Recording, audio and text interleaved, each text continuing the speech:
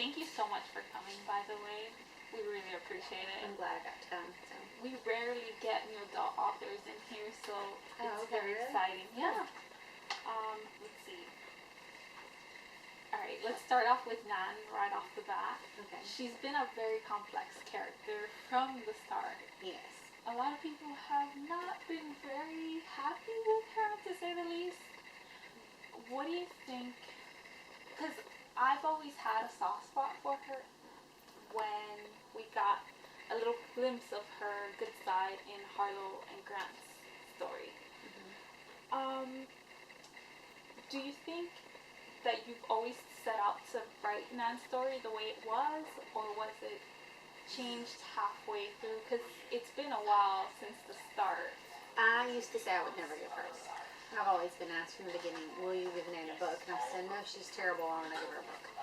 And then when she had the moment in One More Chance, which was the second one for Grant, I decided, okay, maybe she needed her own story. And the only way to give someone like her a story is to make it tough on her.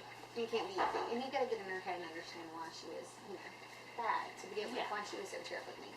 So I began to change. And over the next few books, I tried to prepare myself to write a book about her, give her a storyline. But it definitely was not a plan from the beginning. Well, I'm excited because I know a lot of people that were not like, whoa, I'm not going to read that. Yes. And so far, I've been getting updates throughout the day, and they're like, what's going on? I'm not supposed to feel this for Nan. So I'm excited. Exactly. Yeah. I meant that I was going to change everyone's mind. And I think for the most part I have. I don't know that I've made everyone fall in love with her, which is not the point, because she is a ornery person. But I think I made them understand her a little bit more, and her anger and her issues, and almost feel sorry for her to an extent. Well, because I understand her story, because going in, like, mom's never there, dad is like... Yeah, she doesn't even know who dad is, and when she does find out, he doesn't care. So, I mean, it's not a good situation. Yeah. So, going off that, you are by far one of the few authors that always catches me off guard with your twists. Good. And it's very hard with Chase. That was kind of like, my poor heart. Yeah. And then this one, you added a double twist. So that was like, how did that come about? I didn't know I was going to do it till I did it. That's my question. Yeah, I knew the one scene was going to happen, but I knew it couldn't end that way because I wasn't even going to be happy with it ending that way. So I had to twist it and turn around one more time. And I felt like everyone would think, they knew it was going when it happened the first. They were not expecting that last. So I like to throw twists in there. I don't want people to figure it out and to know. I want them to think they know what's happening, and then bam, slap them in the face with something that they weren't expecting at all. So that makes it more fun to read, to know that before this book is over, she's going to shock you. So that's kind of my thing. And it's perfectly done, by the way. Good, I'm glad. You've been saying a lot that this is the last in the series. Yes. But I feel like Jimmy needs a book, though. A lot of people feel like Jimmy needs a book. They feel like Thad needs a book. The problem with this is those people don't speak to me in my head.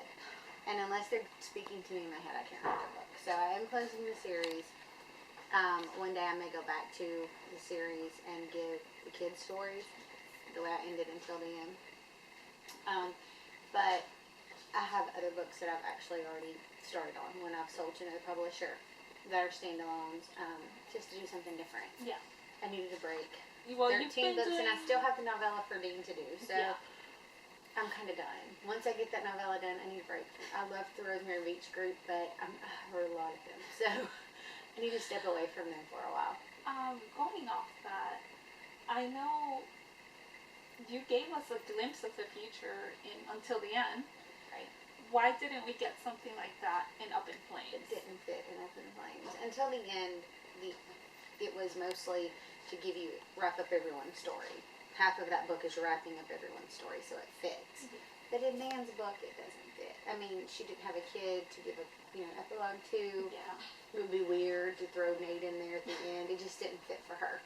So.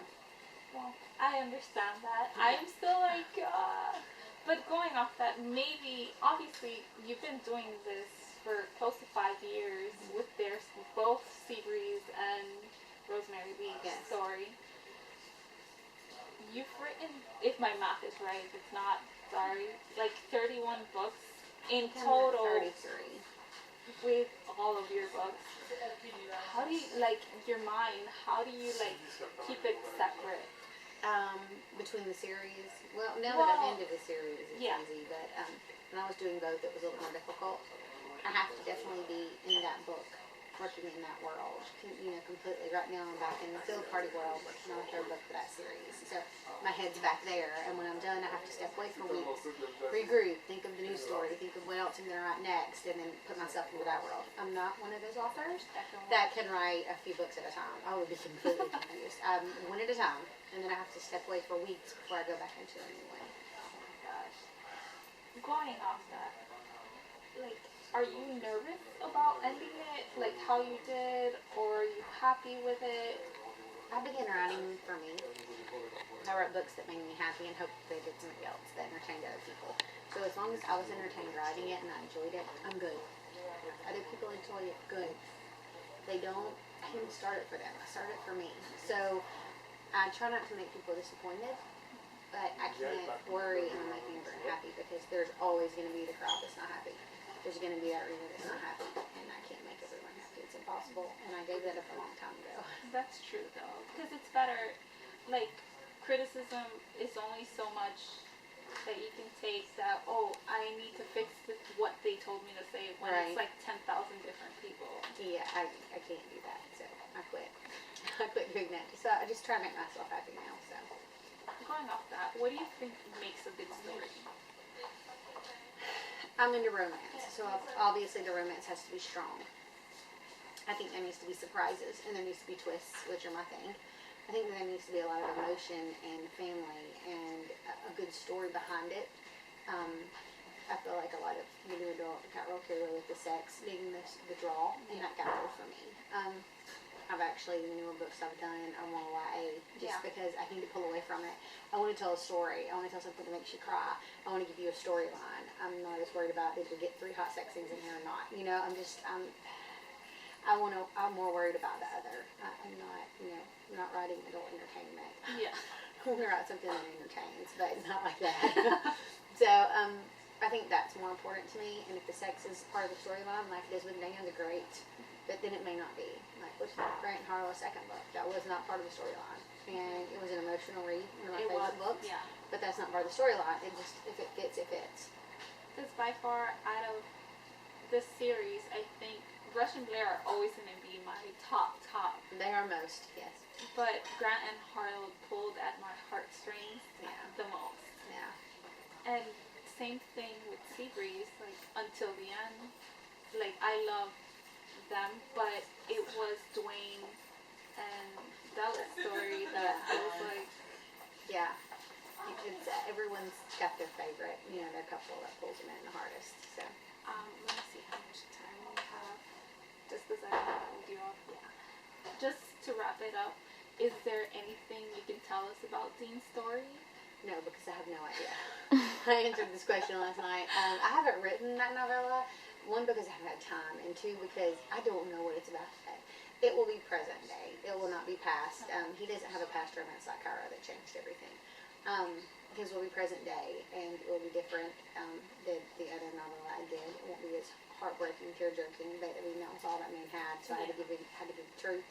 But I'm not sure yet. I've got to finish this Field Party book, and I've got to make some changes on a new book that I just sold to another publisher, and then I can work on my novella. So I'll have to figure it out by then what it's going to be. Well, I'm excited to read all that's coming out, especially with book 2 of The Field Party. Yeah. Yes, that one's fun to write. I enjoyed that one too. I like the motion in that series. So I'm excited to keep reading your work, even though we're finishing something else. Yes, thank you. I'm excited about what's starting and the new stuff. So there should be some new things in the future that'll be fun. Thank you so much. Thank you.